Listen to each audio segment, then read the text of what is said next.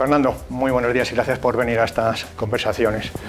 Simplemente me permites una pequeña introducción de lo que es JIPA.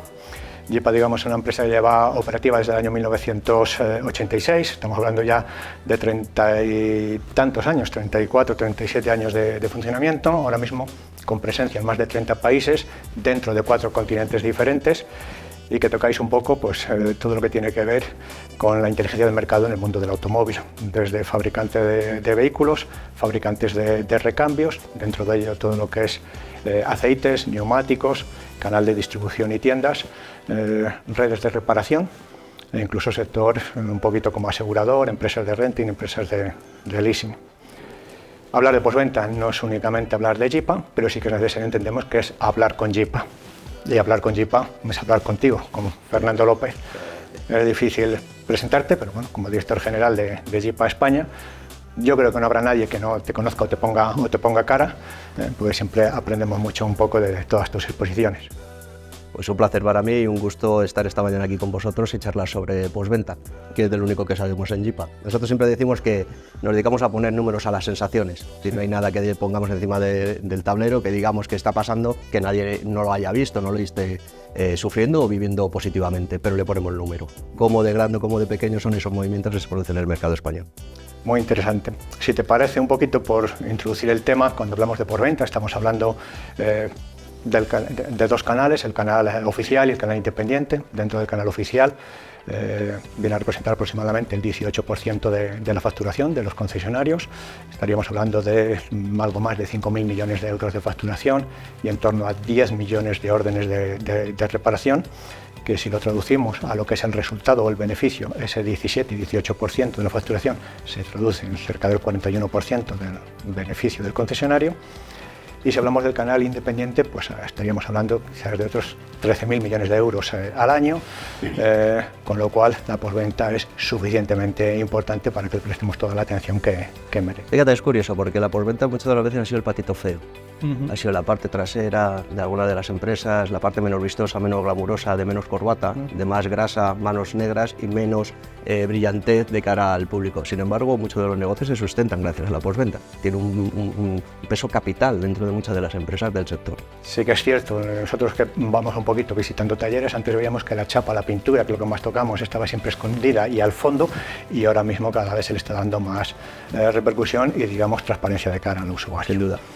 En ese sentido, ¿cómo ves la evolución de la actividad de postventa en estos últimos años y qué podemos esperar? Es tremendamente interesante la pregunta, porque no hay una única respuesta.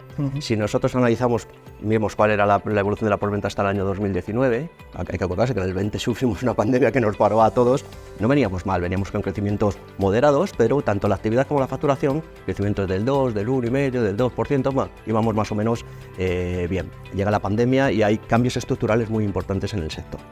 Y luego llega toda la época de inflación de precios, la guerra de Ucrania, las materias primas, que tambalea en un momento bastante delicado, porque estábamos recuperándonos de la salida del COVID y justo nos llegan los aumentos del precio. Entonces, por ello, cuando digo que a la pregunta de cómo vamos, hay que analizarlo desde 3 puntos de vista. Uno es el nivel de facturación. Si miramos el nivel de facturación del sector, puedo decir que el sector está facturando muy bien. Tiene una evolución de facturación tremendamente buena. De verdad que hemos sufrido aumentos de precio en los últimos años considerables, por lo cual la facturación recoge todos los aumentos de precio. Pero claro, eso te lleva al siguiente punto. ¿Y cómo evoluciona la actividad? No va paralela a la facturación.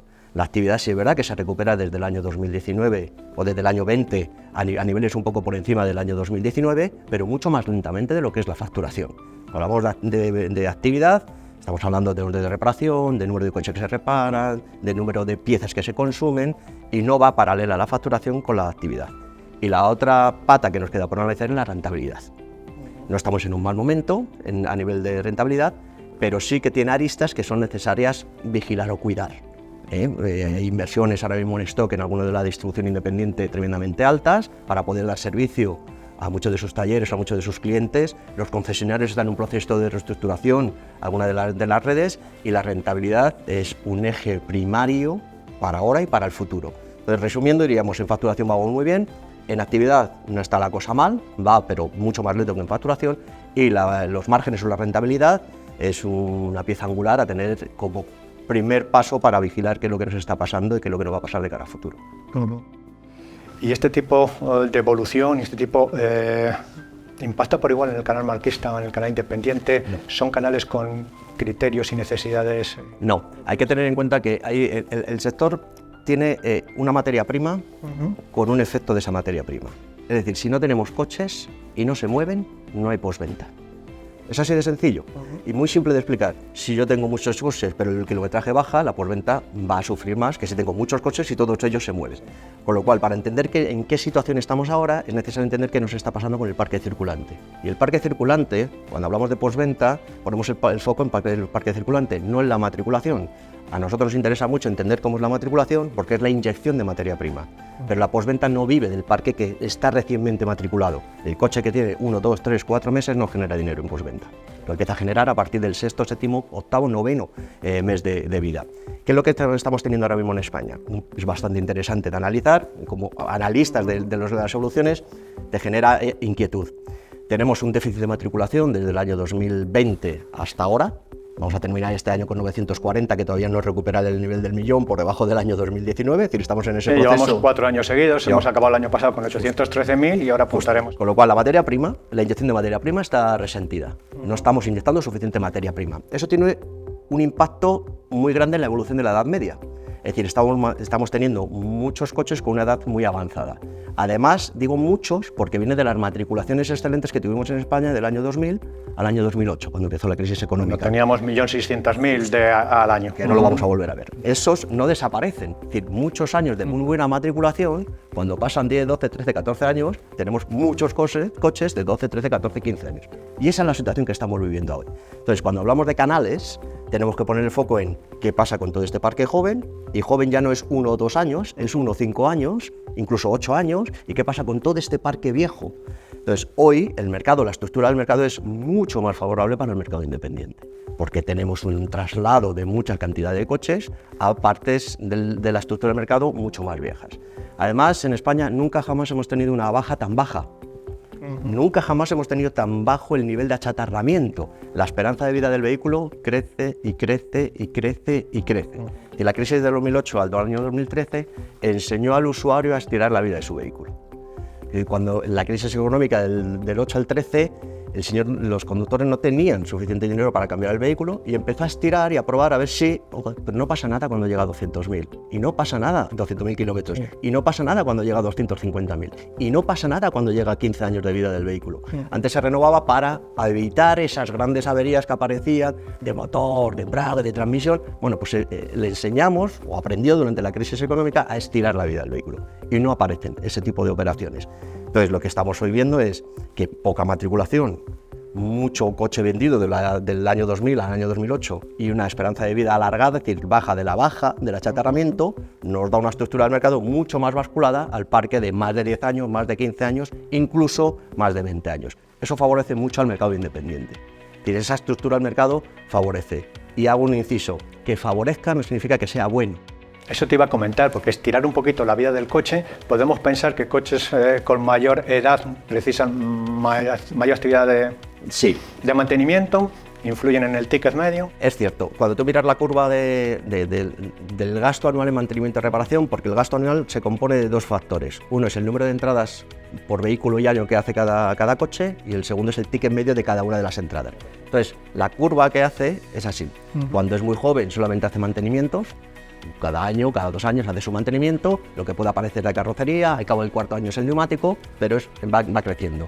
Y cuando empieza a tener mucha edad, un envejecimiento muy grande, siguen apareciendo los mantenimientos, aparecen esas averías que comentabas, pero baja bastante el uso del coche, es mucho más restrictivo en la manera de gastar, mucho más ahorrativo el conductor, alarga los mantenimientos, desaparece seguir el libro que dice el fabricante y aparece más cambios de aceite y filtro. Es decir, el ticket medio tiende a bajar en muchas de las áreas. Los productos que se instalan son menos premium porque el conductor no quiere instalar, no quiere gastarse tanto en esas intervenciones. Es más complejo de explicar, pero aparece un gasto inferior. Por eso las edades, cuando se pregunta cuál es el momento o el coche más interesante desde el punto de vista de postventa, te hablo de coche o grupos de coche, porque la respuesta es totalmente distinta. Si es coche, háblame de los dos. Si es coche, te digo, de 4 a 8 años es el coche individualmente que más dinero genera en postventa. Es cuando el pico más alto en gasto de mantenimiento y reparación aparece. Pero cuando lo multiplicas por el número de coches que hay, te aparece el grupo de más de 13 años, de 12 a 15 años. Esos son los coches que hoy generan en España muchos ingresos a nivel de taller.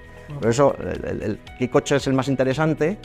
A nivel de coche. A nivel individual y a nivel de parque es diferente, porque los volúmenes de parque afectan mucho los millones de euros que genera la postventa. Y hoy, como decía, estamos en un envejecimiento del parque, estamos tirando el parque a la parte de la derecha de ese esquema, si dirijamos el parque, y eso favorece mucho más al mercado independiente. Por eso decía, que favorezca no significa que es bueno. Un envejecimiento del parque no es bueno absolutamente para nadie. Pero ni para el conductor, porque conduce un coche mucho menos seguro, mucho más viejo, con más probabilidad de tener averías, de tener incidencias en carretera. No es bueno para el sector, porque empobrece el sector por tener esos coches más ahorrativos en su manera de mantener y reparar el vehículo, pero es verdad que sí favorece al mercado independiente, este envejecimiento del parque. Y teniendo en cuenta un poquito cómo está evolucionando el parque, fruto de las matriculaciones que estamos teniendo, que es al final que inyecta materia prima al parque, ¿qué está pasando un poco con el canal reparador, teniendo en cuenta un poco todas estas premisas que nos estás planteando? Pues es muy interesante de analizar. Fíjate, sobre papel, si cogiéramos la bajada de matriculación que hemos tenido en los últimos 4 años, desde el año 2020, hay que recordar que en final del año 2019 se hablaba ya de burbuja. Esto se nos ha olvidado. Esto parece que ya, claro, que llegó el 20 y destrozó todo.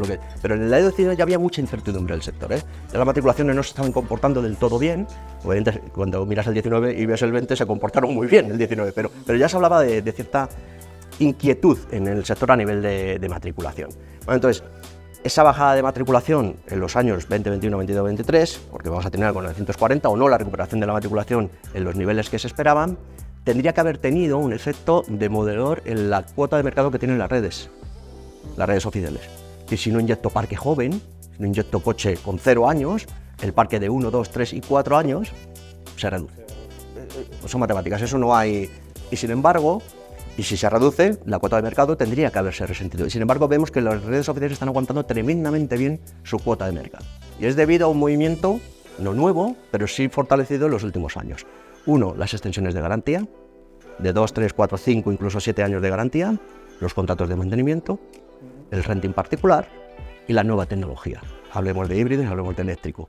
Esas 4 variables que entran con bastante fuerza en los últimos años hace retener bastante bien la cuota de mercado que tienen las redes oficiales en contra de lo que el mercado le da. Y la estructura del mercado, la bajada de coche joven, no le favorece para tener una buena cuota de mercado. Sin embargo, la consiguen mantener bastante bien por estos 4 factores que acabo de comentar. ¿Qué significará? ¿Qué significa esto?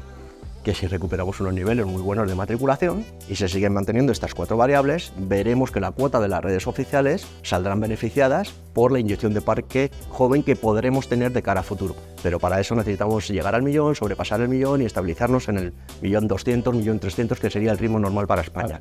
Todavía estamos lejos, ¿eh? Vamos a terminar. Sí, no vamos a llegar, todavía tardará un poquito, yo creo. Sin embargo, sí que cuando se analiza un poquito la rentabilidad del canal oficial y del concesionario, sí que llevamos un par de años con unas rentabilidades a nivel global, yo creo que bastante positivas dentro de lo que es, incluso con cifras de antes, con las mismas cifras que había antes de la crisis. Sí. Puede ser un poquito por el precio del coche, el VO también. Sí, hay un montón de factores. No hay que olvidar los aumentos de facturación debido a los aumentos de tarifas que hemos tenido en años anteriores. A diferencia de lo que ha pasado en el mercado independiente, los dos en la recuperación de la actividad post-COVID fueron comedidos en recuperar de nuevo efectivos, en recuperar inversiones, fueron bastante comedidos. Es decir, la facturación o las ventas fueron algo más rápidos que las inversiones que se hicieron en cada una de las estructuras. Entonces, eso favorece las rentabilidades que están teniendo los dos canales. Y es normal, yo me pongo en la piel de un empresario y dice, acabo de salir algo que me dejó tocado, que no sabía ni dónde estaba, de la noche a la mañana me cerraron, no podía salir, no tenía trabajadores, tuve que hacer y tal, y ahora sí estamos recuperando, pero el proceso de recuperación, de volver a la normalidad, fue algo más lento que la recuperación de actividades mejor. Eso favoreció bastante la mejora de margen por parte en los dos sectores, los dos. ¿Y qué está pasando un poquito con las redes, con el volumen de concesionarios, el volumen de talleres independientes? ¿Cómo les está afectando toda esta evolución de la postventa? Pues mira, España no se puede quedar fuera de los movimientos que se dan en Europa. Es decir, si nosotros miramos qué pasa en Europa, hay una concentración enorme de cualquier tipo de actor. Cuando digo cualquier tipo de actor, a nivel de fabricante de vehículo, a nivel de fabricante de componente, a nivel de grupos de distribución, incluso de redes de talleres. Es decir, España va algo más tarde, pero no se puede quedar de los movimientos europeos y va en una concentración de toda la cadena de distribución, de toda la cadena de valor. Cada vez tenemos una concentración mayor a nivel de fabricantes de vehículos. No hay que nombrar ninguno porque lo conocemos perfectamente. A nivel de fabricantes de componentes también se está dando ese tipo de concentración. Y fíjate, nosotros hace años dijimos, antes de que España empiece a tener inversiones de algunos de los actores muy importantes del mercado independiente en España, tenemos que tener una concentración primero nacional, segundo peninsular, y entonces seremos atractivos para inversores que quieren venir a España a invertir en la distribución independiente.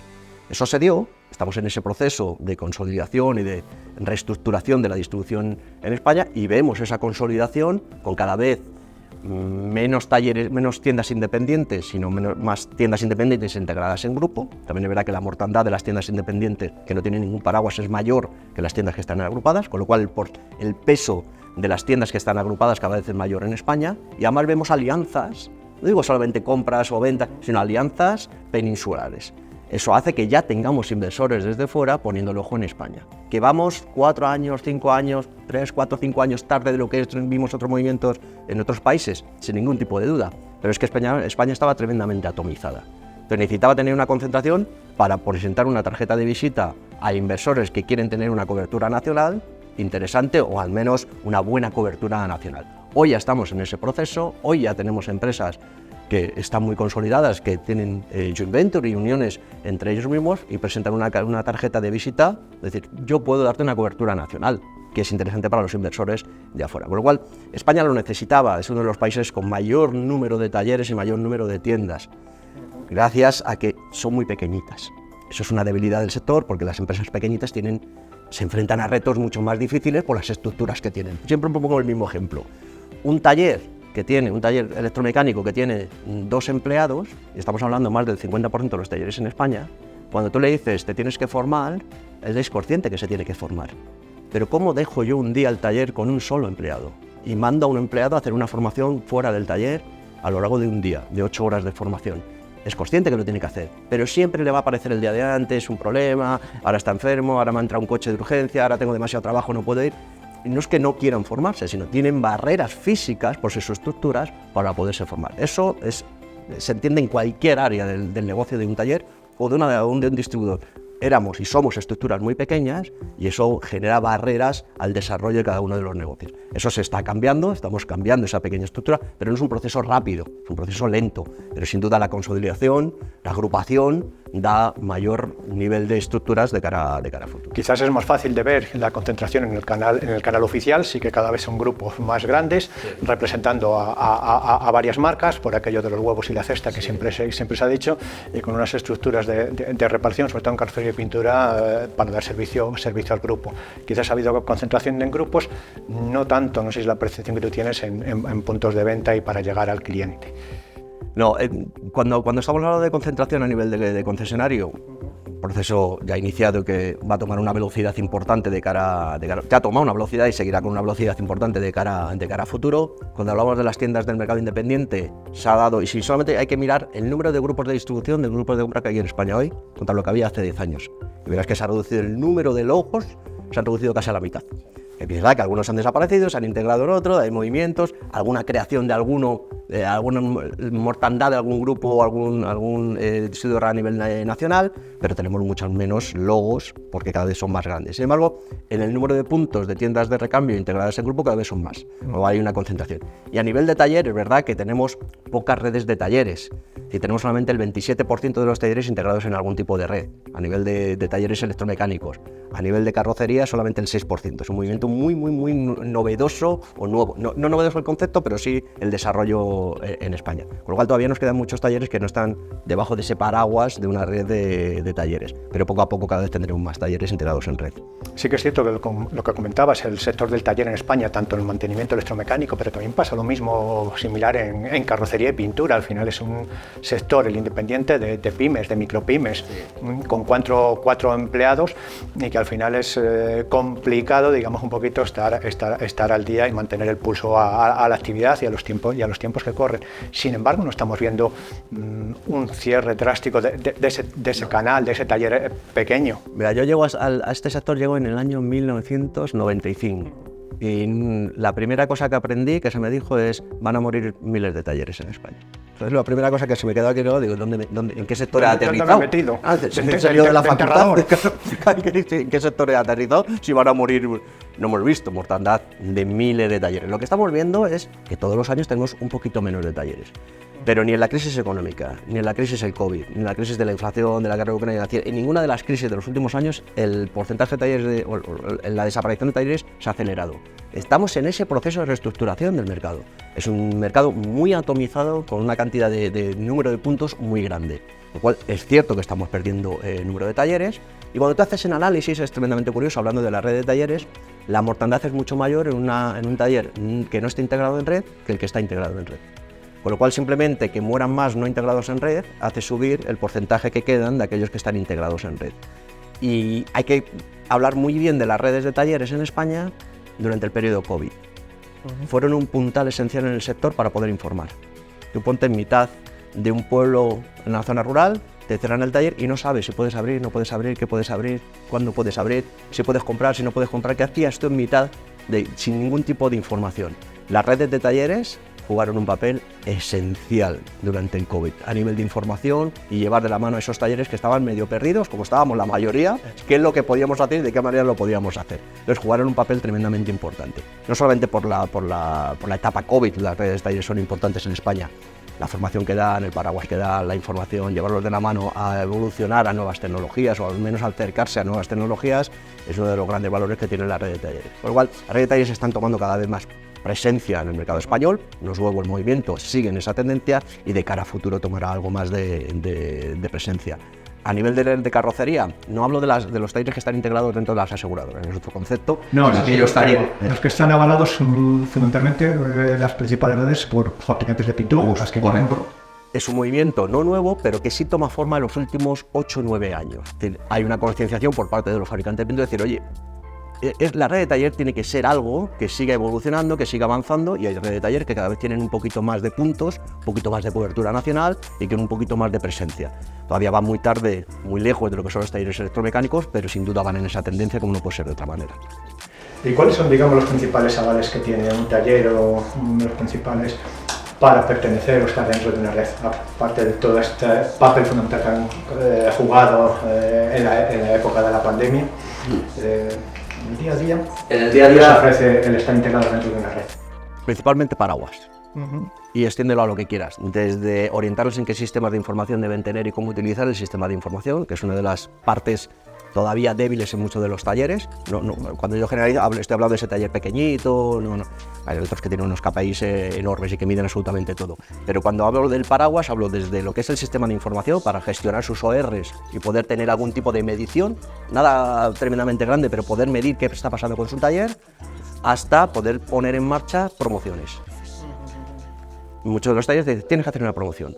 Ah, vale, voy a hacer flyers. Y muchos de ellos desconocen que es que tiene que ir al ayuntamiento y declarar cuántos flyers va a poner en el mercado, en los parabrisas de los coches, porque tiene que pagar por ello al ayuntamiento. Entonces, ese tipo, y dónde voy, a qué imprenta, cómo lo hago, tal, cosas que parecen como muy básicas, pero es que el taller se enfrenta a eso. Es decir, el taller es un magnífico reparador, magnífico mecánico, un gran gestor de su negocio, pero no es una persona que pueda saber de contabilidad, de finanzas, de recursos humanos, de marketing, de publicidad. Entonces, las redes del taller le dan ese paraguas que les soporta. Que de otra manera por sí mismo les costaría llegar un poco a todo. Entonces le pone delante ciertos retos para que puedan ir avanzando y los llevan de la mano a que puedan seguir adelante con su negocio.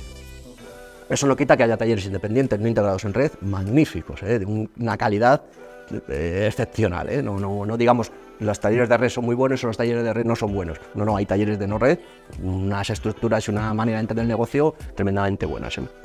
Nosotros colaboramos con alguna de esas redes, fundamentalmente centrado en talleres de electromecánica y de mantenimientos y tal, y luego cuando analizamos o trabajamos un poquillo con ellos, vemos que la mitad de sus asociados tienen también en paralelo negocio de carrocería y pintura, que a lo mejor sin ir buscando, digamos, ese paraguas para la chapa de la pintura, pues se traducen que es una de las redes de carrocería y pintura más grandes, están incluso por encima de las redes avaladas por los fabricantes de pintura. Sin duda. Permite mucho eso, permite abordar áreas del negocio o de tipo de reparaciones que no lo hacía antes. Y yo no hacía neumáticos, pero ahora tengo la posibilidad, porque me pueden equipar, me pueden informar, tengo un proveedor, tengo un acuerdo con alguno de los fabricantes de neumáticos y puedo integrar el neumático dentro de mi oferta.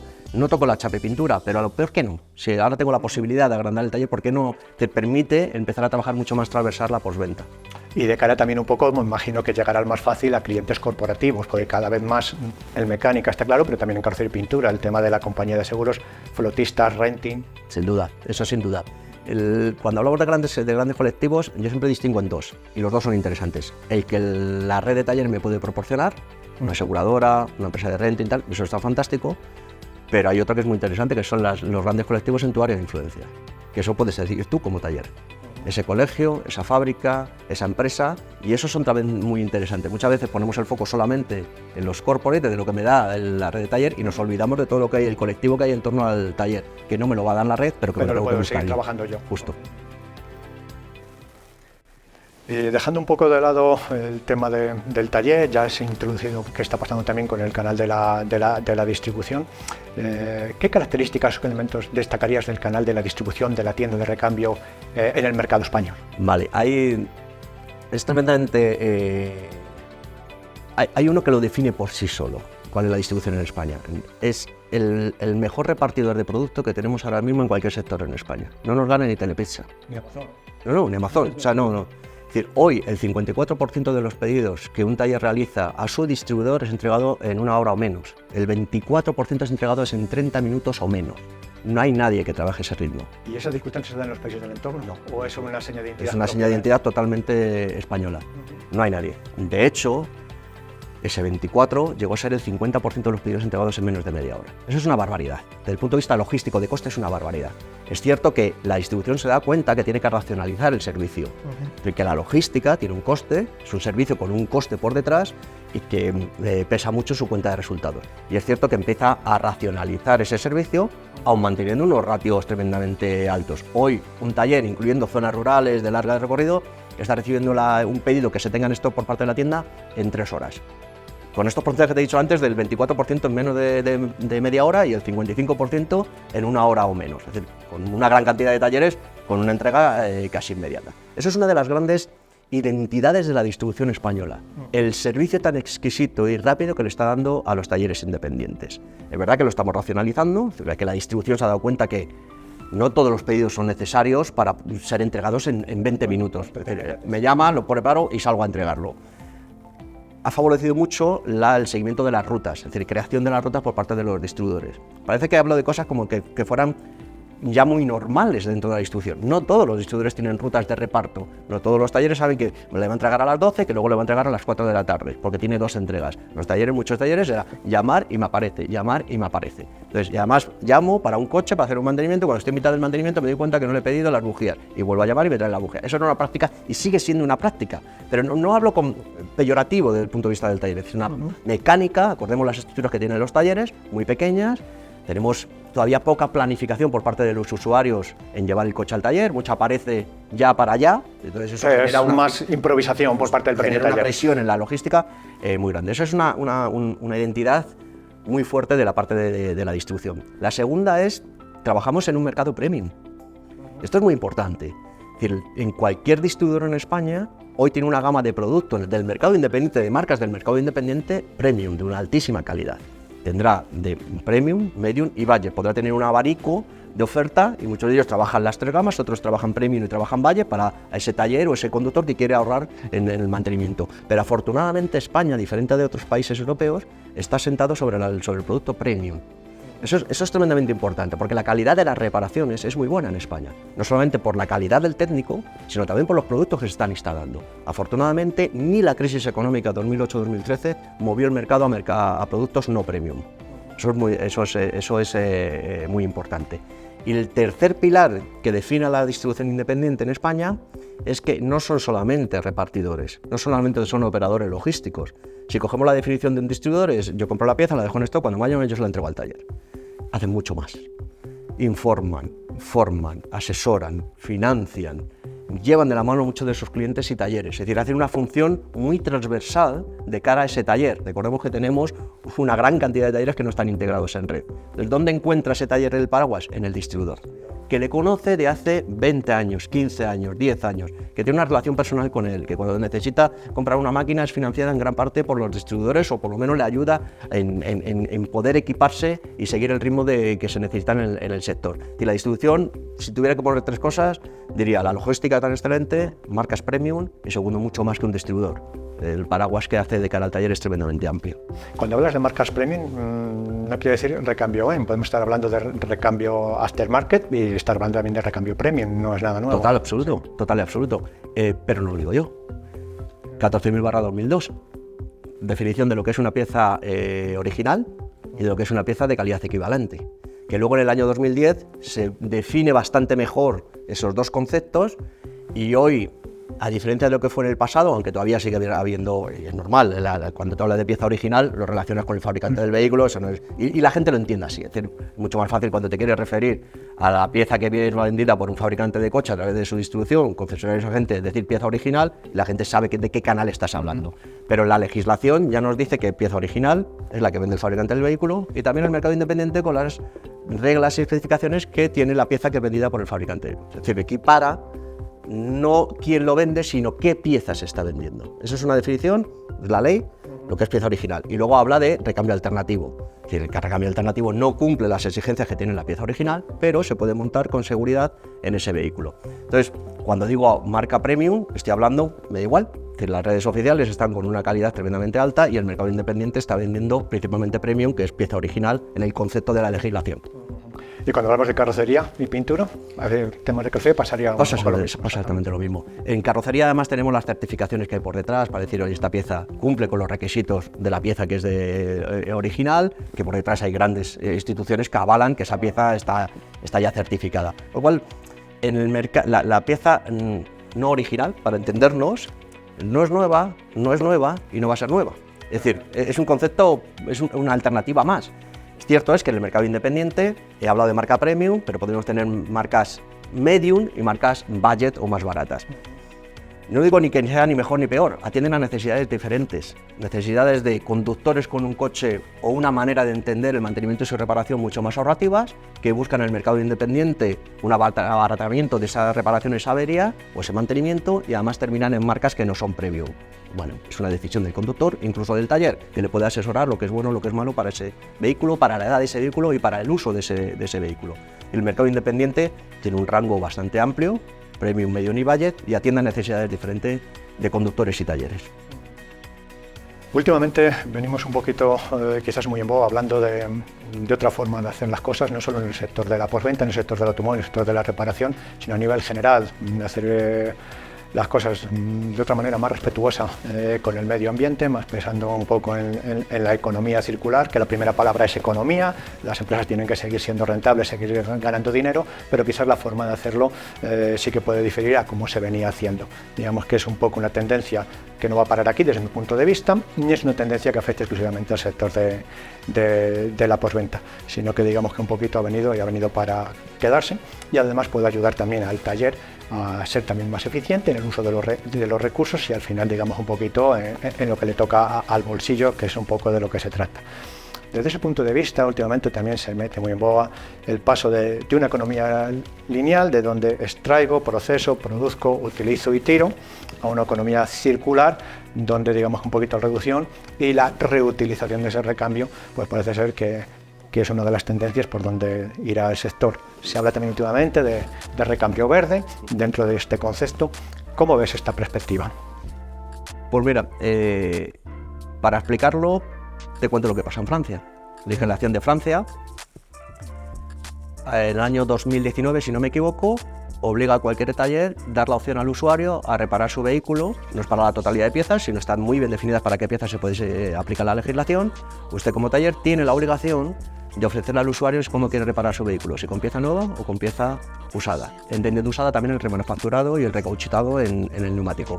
Yo cuando me hacen llegar este texto, les señalo la palabra obligación y se lo envío a mi colega francesa, o de tantas. Le digo, ¿me explicas la obligación? ¿Qué significa obligación?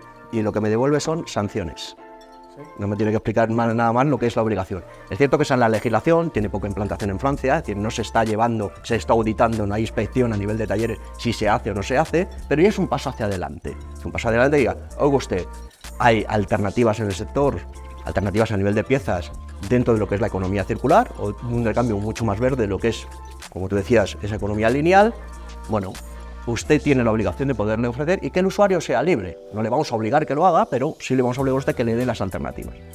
Yo no sé si es bueno o malo que España haga muchas veces el copy-paste de cosas que estamos viendo a nivel de Europa, ¿vale? Pero en este caso no tengo ningún tipo de duda que Europa y España irán en esa tendencia. Es inevitable. La postventa, automoción, no está fuera de la sociedad.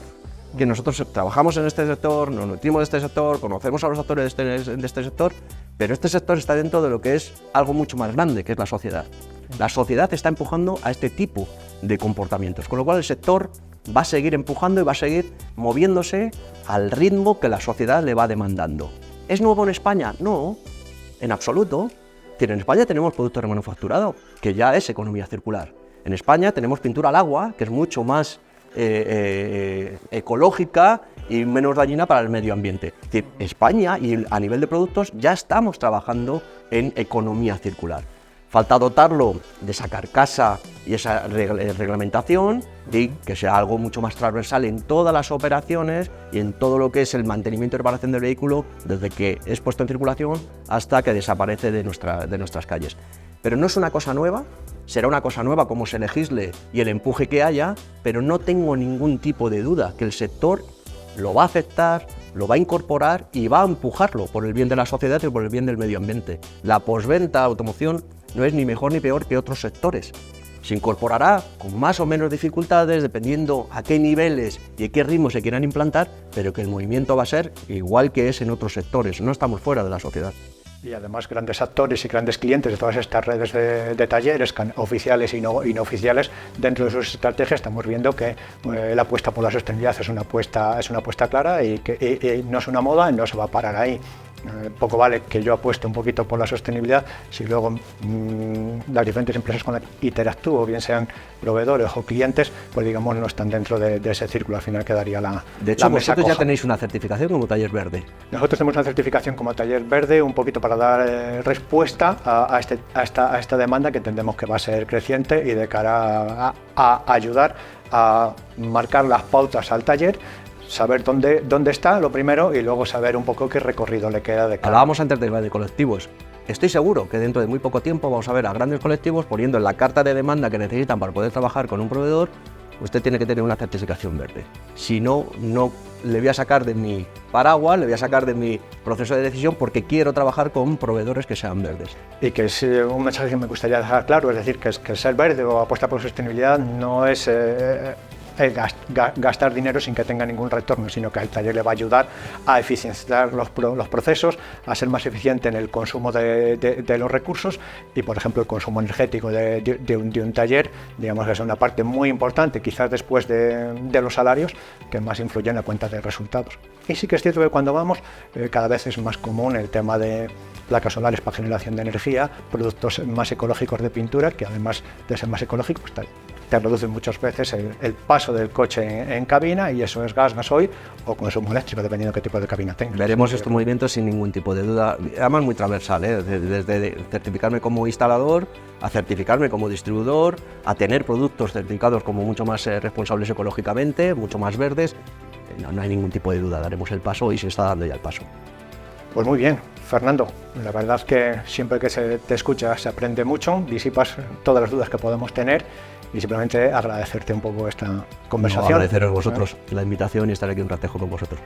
Fernando, muchas gracias.